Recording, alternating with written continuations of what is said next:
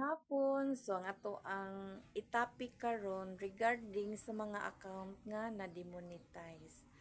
Kung ang imuhang profiles is naka some issue, so dili lang jud ta ma-worry. So ang ato ang earnings ana is kuan jud siya kanang limited na lang, tapos ang ato ang account is not recommendable. So ang makatan-aw lang jud sa tuang mga video katulad jud ato ang mga followers.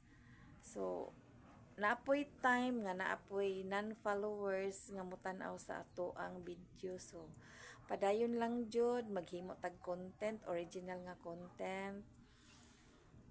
Dili ta maangay ma-discourage kay pag once manggod nga magundang ka og upload og mga photos, video, so ang imuha manggong kanang viewers is magkagamay, ang imuha pong followers magkagamay pod kay na experience na jud nako na sa ko ang profile nga pag katong na some issue na ang ako ang profiles, di na ko ganahan kaayo maghimo og content kanang gilaay jud ko. Pero pagtan-aw nako nagkagamay na jud ako ang from 9,700 naging 96 na lang siya. Excuse me.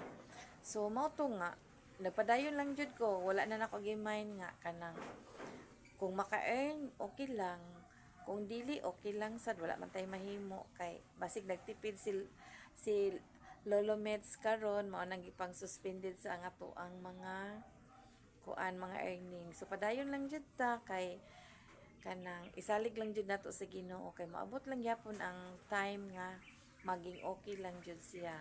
Padayon og buhat og original content, kutob sa moagi sa imuhang wall, imuhang pansinon, humanon nimong tan-aw ang video.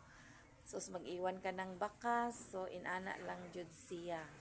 Ayaw ka discourage, padayon lang. Siguro daghan kay tanong nga kuan, daghan siguro ang naka-experience nga kanang ma-demonetize ta.